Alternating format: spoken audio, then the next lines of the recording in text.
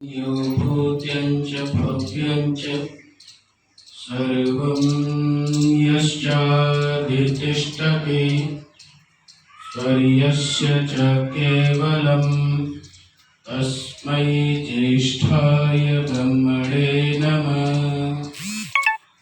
तस्मै ज्येष्ठाय ब्रह्मणे नमः। वेदी पर विराजमान आज इस यज्ञ के ब्रह्मा आर्यवीर उत्तर प्रदेश के उपाध्यक्ष, बहुत ही तपस्वी, त्यागरत, सच्चे ब्राह्मण मेरे गुरु पंडित विपिन बिहारी आर्य वेदी पर विराजमान, बहुत ही जिनकी गोदी में पला हूँ, आदरणीय राम मुनि जी, आज के मुख्य अतिथि, सरसता की प्रतिमूर्ति, सौम्यता, मृदुलता और इस देश की रक्षा में रक्षारत माननीय आज के मुख्य यजमान कर्नल शरद शुक्ला जी, बहुत ही आदरणीय हमारी कार्यकारिणी आर्यवीर उत्तर प्रदेश के मंत्री माननीय कृष्ण कुमार आर्य के भाई, इस विद्यालय में अध्यापनरत माननीय देवता स्वरूप लखन प्रताप आर्य, अन्य अध्यापक ब्रजेश जी, भाई प्रहलाद जी, पूजा सत्कार की भाजन वंदनीय मातृशक्ति, बंगाल आदि प्रांतों से पधारे सभी अतिथि महानुभावों, प्रिय ब्रह्मचारियों, आज जैसा कि पूज्य गुरुदेव पंडित विपिन बिहारी आर्य ने यहाँ से घोषणा की है, बहुत सारे, क्योंकि यह संस्कृति 1,96,00,00,000 वर्ष की सृष्टि है, इसमें आज के दिन अन्य महापुरुष विदुषी देवियों के जन्मदिन रहे होंगे, लेकिन आज पूरा देश ही नहीं अपितु पूरा संसार दो महापुरुषों के जन्मदिन को आज जयंती के रूप में भारत सरकार ने इसे राष्ट्रीय पर्व के रूप में मना रहा है। उसमें मोहनदास करमचंद गांधी और भारत के दूसरे प्रधानमंत्री लाल बहादुर शास्त्री का नाम आज बड़े सम्मान और गर्व के रूप में लिया जाता है। पूरा देश मोहनदास करमचंद गांधी के बारे में बहुत अधिक उनके बारे में लिखा गया है। अनेक सामाजिक संस्थाओं द्वारा एवं अन्य सामाजिक गतिविधियों, लेखकों, चिंतकों के द्वारा गांधी जी के जीवन पर बहुत अधिक प्रकाश डाला गया है, लेकिन जिनसे मैं प्रभावित हूँ और भारतवर्ष का कोई भी ऐसा व्यक्ति नहीं होगा जो लाल बहादुर शास्त्री के विचारों से घृणा करता होगा। उनके विचारों पर, उनके जीवन दर्शन पर इस देश ने कम प्रकाश डाला है। लिहाजा स्थिति को देखते हुए मैं लाल बहादुर शास्त्री पर कुछ चर्चा आपके समक्ष रखना चाहता हूँ। भारत भूमि के एक रत्न गर्भा है। यहाँ समय समय पर अनेक विद्वान, ऋषि, महर्षि, नेता एवं माँ भारती के लालों ने जन्म लिया है। उनमें लाल बहादुर शास्त्री, जो कद से बहुत छोटे और विचारों से बहुत ऊंचे, उनका जन्म 2 अक्टूबर सन 1904 ईस्वी को उत्तर प्रदेश के बनारस जनपद के मुगल सराय में हुआ था। आपके पिता का नाम शारदा प्रसाद श्रीवास्तव एवं माता का नाम लालमणि देवी था। आप बचपन से ही बड़े होनहार थे। छोटी कद में के होते हुए भी आपके बाबा ने आपको नन्हे का नाम दिया और लाल बहादुर शास्त्री की डिग्री मिलने तक आपको सब नन्हे के नाम से ही पुकारते थे। बहुत सारी घटनाएं आपके जीवन में हैं। बहुत ही प्रचलन एवं धार्मिक मर्यादाओं के तहत बहुत छोटी सी आयु, महज 9 माह के नन्हे थे, तो आपकी दादी के आदेशानुसार आपको गंगा स्नान दशहरा को ले जाया गया। भीड़ बहुत अधिक थी। माता लालमणि देवी के हाथ से नन्हे भीड़ में से फिसल गए और एक ग्वाले ने उठा लिए। बहुत ढूंढने के बाद भी नन्हे नहीं मिले। पिता और माता का बेहाल हो चुका था। खोजते खोजते घंटों बीत गए, लेकिन नन्हे कहीं नहीं मिले। ग्वाला नाव को लेकर के दूसरी पार जा रहे थे। जैसे ही सवारी ने इशारा किया कि मुझे भी बिठा ले जाओ, तो वो लौट कर आए और नाव में रखे टोकरे में नन्हे को जिस कपड़े से ग्वाला ने ढक लिया था, तो कपड़ा हवा के झोंके से उड़ गया और शारदा प्रसाद श्रीवास्तव ने अपने पुत्र को पहचान करके नाव में छलांग लगाकर और उठा लिया। ग्वाले ने एक दो बार कहा कि कहां ले जा रहे हो, लेकिन अशक्त के पैर अधिक नहीं होते हैं। पुलिस के द्वारा आदरणीय शारदा प्रसाद श्रीवास्तव को उनका बेटा वापस दे दिया। माता पिता दोनों ही खुशी खुशी इस नन्हे को लेकर घर में आ गए। नियति को अर्थात इनके प्रारब्ध को, नन्हे को ग्वाला नहीं बनाना था। कौन जानता था यह नन्हा जिसकी 4.5 फीट हाइट है, वह देश को संबोधित करेगा, देश के सर्वोच्च पद प्रधानमंत्री तक पहुंचेगा। बहुत सारी घटनाएं मेरे यदि आइडियल हैं राजनीति के, तो वो लाल बहादुर शास्त्री हैं। मैं और गुरुदेव आदरणीय पंडित जी, हमने एक पुस्तक मंथन में इसको दिया है। कोई 3-4 महीने नहीं जाते होंगे कि हम इसको बार बार पढ़ने में आनंद और गौरव महसूस करते हैं। बहुत सारी जीवन की घटना है। कुल मिलाकर के परिस्थितियों ने इनको अपना दास बनाया और अनेक प्रकार की दुख, दारुण दुख, पहाड़ जैसे दुख छोटी आयु में नन्हे पर गुजरे, जिनमें इनकी महज 8 वर्ष की आयु में इनके पिता शारदा प्रसाद श्रीवास्तव का देहांत हो गया और बालक नन्हे से पिता का साया उठ गया। इनके चाचा और अन्य लोगों ने इनकी परवरिश करने के लिए संकल्प लिया, लेकिन परिवार के कारण इनके नाना जानकी प्रसाद श्रीवास्तव इनको लेकर के चले गए। लेकिन नियति को कुछ और ही मंजूर था।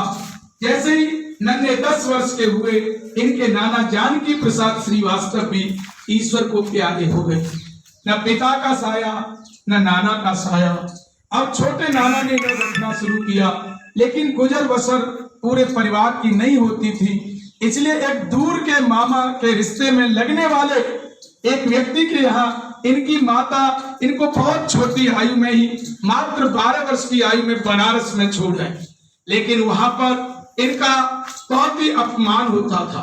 घर में पूरी पकवान, फल, मिठाई आदि आने पर इनको सूखी रोटी ही दी जाती थी। लेकिन संघर्ष जो होते हैं, उनसे खिसकर के व्यक्ति सोना कुंदन बन जाता है। संघर्ष ही है, अनुशासन ही एकमात्र संघर्ष एक तप की ऐसी भट्टी है जिसमें तप करके सोना तो कुंदन बन जाता है और पीतल काला पड़ जाता है। जो व्यक्ति संघर्षों से दूर भागते हैं वो पीतल की तरह काले हो जाते हैं, और जो तप करके वहीं रहते हैं, स्थिर रहते हैं, अडिग रहते हैं, दृढ़ रहते हैं, उनको सोने की तरह तप करके कुंदन बन जाता है और उनको ऊंचा स्थान मिलता है। उनकी कीमत बहुमूल्य हो जाती है। बहुत कुछ जीवन की घटना को छोड़ करके जब इनका उपहास होता था, एक बार हैजा इनके परिवार में हो गया, बच्चे को वहीं पर छोड़ दिया, नन्हे वहीं पर थे। उनके बहुत छोटी आयु 13 वर्ष की महज आयु में किसी बच्चे ने प्राण छोड़े और उनको इस घटना को देखकर हिल गए। बाद में बहुत बड़ा दुर्व्यवहार उनके साथ हुआ। माता भी वहां आई, लिपट लिपट करके रोने लगे, लेकिन माता ले जा नहीं सकती थी। खाने का कोई प्रबंध नहीं था। यहाँ तक कहा जाता है कि नाव में जब जाते थे अन्य बच्चे, नदी को पार करके जाना पड़ता था। ये अपने सिर पर अपनी पोशाक जो भी पहनते थे उसको बांध करके, नाव वाले ने देख करके इनकी स्थिति और इनके अनुशासन को, इनके धैर्य और पराक्रम को देख करके नाव वाले ने बहुत कहा कि आप पैसा मत दीजिए। बोले नहीं, मैं बिना परिश्रम के किसी का कोई लाभ नहीं ले सकता। और यह घटना, एक बार इन्होंने माली का किसी बाग में जाकर फूल तोड़ लिया। माली ने तेज धमकाया था। जब महज 5 वर्ष के ये इनकी आयु थी, तो माली ने जब ये रोने लगे तो माली ने कहा, बेटा पूछ करके काम करना चाहिए, बिना परिश्रम के कोई भी चीज प्राप्त नहीं करनी चाहिए। वो माली की वह बात नन्हे के हृदय पर अंतिम, चाहे वो पुलिस मंत्री भारत सरकार रहे हो, चाहे वो रेल मंत्री भारत सरकार रहे हो, चाहे वो प्रधानमंत्री के पद पर रहे हो, उन्होंने कभी भी इस माली की बात को फिर इनको नहीं किया। और अपने जीवन में एक ईमानदार, सच्चे, कर्मठ, साहसी, संघर्षशील व्यक्ति के कारण अपने जीवन को व्यतीत करते हैं। अंत में ललिता देवी शास्त्री से, जो यहीं पर लाल बाजार है एक जगह, वहां से उनकी विवाह हुआ और विवाह के पश्चात ललिता देवी जी शास्त्री को इन्होंने सारी परिस्थितियां बता दी और यह भी कह दिया, और यह सबके लिए बहुत महत्वपूर्ण बात है, मैं इसलिए यहाँ शेयर करना चाहता हूँ। पहली बार अपनी पत्नी से वार्ता करते हुए यह बता दिया कि मेरी माँ ने मेरे लिए अपार दुख और कष्ट सहन किए, मेरी अवहेलना हो जाए सेवा में, लेकिन मेरी माँ की कभी अवहेलना नहीं होनी चाहिए। और यह ललिता शास्त्री ने इस पहली वार्ता को अपने जीवन में प्राणों के साथ निभाया। कहते हैं इतने ईमानदार थे कि लाला लाजपत राय, जिन्होंने द आर्य समाज नामक पुस्तक लिखी है, उन्होंने एक स्थापना की थी पब्लिक सोसाइटी, कुछ एक नाम भूल रहा हूं इसमें से, तो नहीं, worker public society, servant public society की स्थापना उन्होंने की थी। उसमें इनको वैतनिक अधिकारी के रूप में रखा गया और उसमें से उनको 40-50 रुपए पगार मिलती थी। और जब 50 रुपए पगार मिलती थी, एक बार इनका एक मित्र मिलने के लिए आया और उसने कहा कि मुझे 100 रुपए की बहुत आवश्यकता है।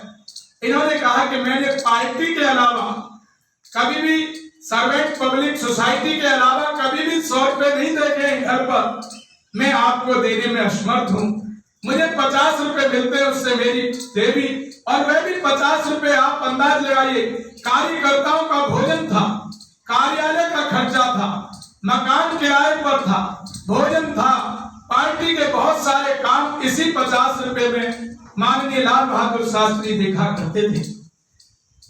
जब इनकी पत्नी ने देखा कि मित्र वापस लौट गया है, अंदर से झटक कर आई कि मित्र कभी विषम परिस्थितियों में ही वापस आते हैं, लेकिन आपने वापस करके अच्छा नहीं किया। शास्त्री जी बोले, देवी मेरे पास कहाँ 100 रुपए थे, मुझे 50 रुपए मिलते हैं, मैं आपके हाथ में दे देता हूँ, आप उससे गुजर बसर करती हैं, काम चलाती हैं। बोले इनको वापस बुलाइए और मैं 100 रुपए आपको देती हूँ। 100 रुपए वो अंदर से लेकर आए।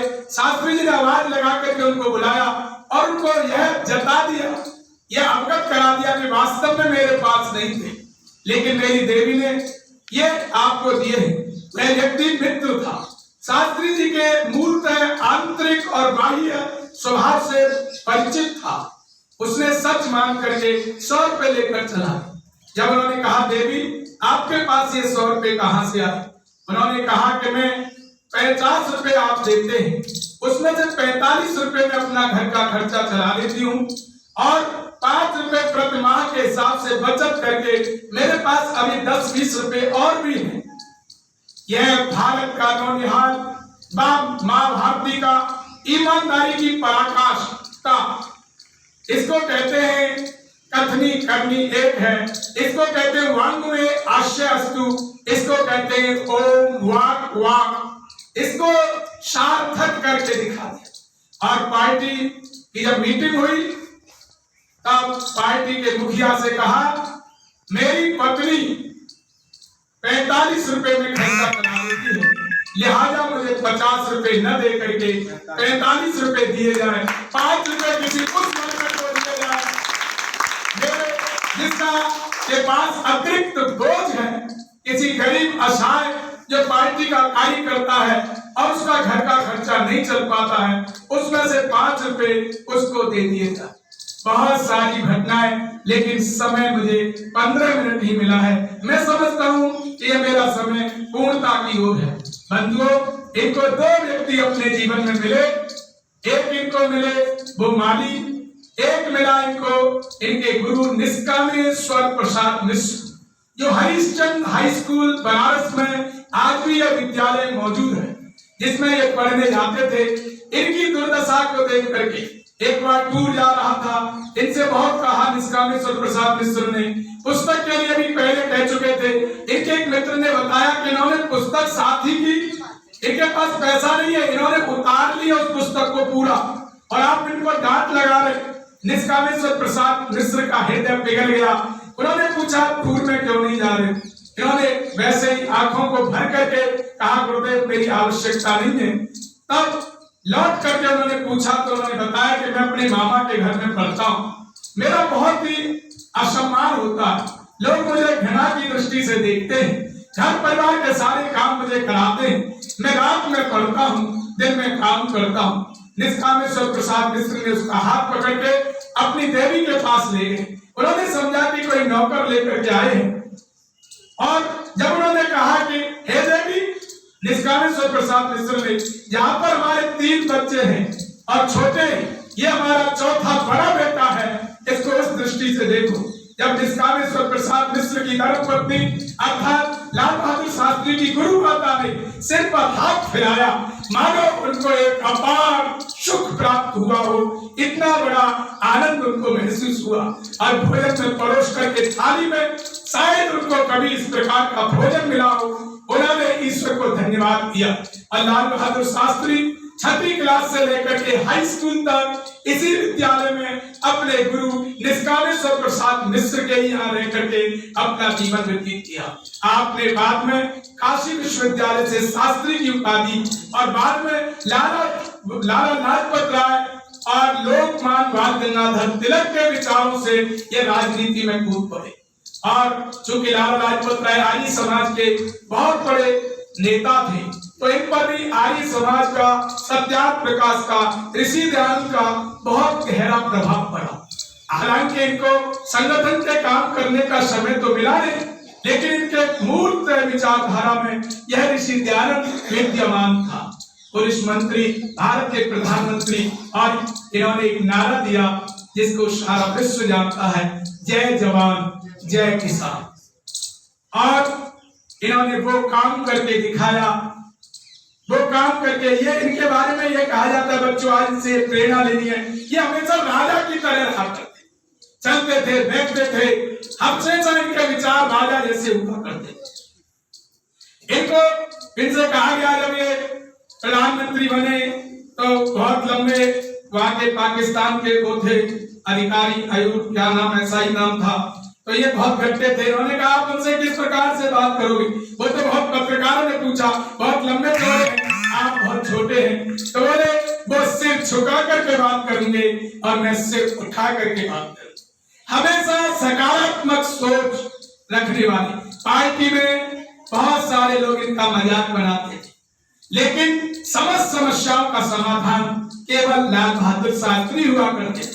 14-15 साल भारत देश के प्रथम प्रधानमंत्री ने अपना कार्यकाल पूरा किया, लेकिन जब भी कोई आफत, जब भी कोई समस्या देश के सामने आती, तो लाल बहादुर शास्त्री समस्त समस्याओं का समाधान हुआ करते। और बाद में इन्होंने वो करके दिखा दिया जो आज तक देश का कोई प्रधानमंत्री नहीं कर सका।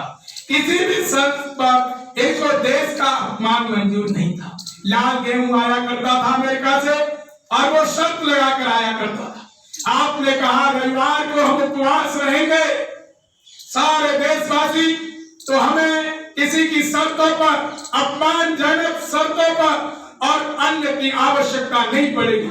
और स्वयं रविवार को उपवास रह करके इस देश के अन्न के बैलेंस को बनाया, और आज उन्हीं के पद चिन्हों पर चल करके यह देश आज इतने अन्न के भंडार में है कि दूसरों की सहायता भी कर देता है। लाखों टन अन्न तो इस देश का चूहा खा जाते हैं। तो ये इनके ही परिणाम, इनके ही त्याग और तपस्या और उनकी पॉजिटिव सकारात्मक सोच का ही परिणाम था। बंधुओं, लाल बहादुर शास्त्री आज हमारे बीच में नहीं है। उन्होंने पाकिस्तान के साथ जो युद्ध किया, सारे संसार को भारत की शक्ति का बता दिया। भारत एक शक्तिशाली देश, इस गद्दी पर अब कोई और नहीं बैठा।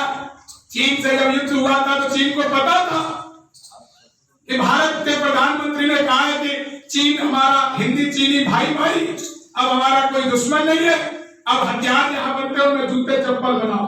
लेकिन लाल बहादुर शास्त्री जब बैठे उन्होंने कहा हथियार हमारी सुरक्षा है, और उन्होंने पूरी तैयारी की। लेकिन इस बात का पाकिस्तान को पता नहीं था, चीन से अभी हमारा युद्ध हुआ था, चिताएं भी ठंडी नहीं हुई थी, पाकिस्तान ने अटैक कर दिया। लेकिन लाल बहादुर शास्त्री के निर्णय ने, इस सेव पुरुष ने, इस भारत मां के लाल भारती ने तो करके दिखा दिया, जो सारे संसार में आज लाल बहादुर शास्त्री अपने इस दृढ़ संकल्प के कारण, राष्ट्रीय ऊंची सोच के कारण, अपने जवानों का मान सम्मान बढ़ाने के कारण आज सारे संसार में उनका वो यश शरीर जीवित है। तो मैं अधिक न कहते हुए आपसे यही प्रार्थना करता हूँ कि अपने जीवन में ईमानदार बनो, कर्मठ बनो। पैसे वाले हैं, गरीब हैं, हम क्या हैं, लेकिन सबसे पहले हमारे हौसले बुलंद हैं। हम वो मंजिल प्राप्त कर सकते हैं जो हम प्राप्त करना चाहते हैं। ये था लाल बहादुर शास्त्री का जीवन। आज प्रत्येक व्यक्ति उनके जीवन से संघर्ष, ईमानदारी, मेहनत, निर्णय की क्षमता पैदा करने के लिए अपने आप को तैयार करेगा। सच्चे मायने में तभी हम लाल बहादुर शास्त्री का जन्मदिन ठीक प्रकार से मना पाएंगे। आप सबने बड़ी ध्यान पूर्वक मुझे सुना है। आर्यविदल उत्तर प्रदेश की ओर से मैं आप सभी का नमन करता हूँ, धन्यवाद करता हूँ। जय जवान, जय किसान, लाल बहादुर शास्त्री की जय।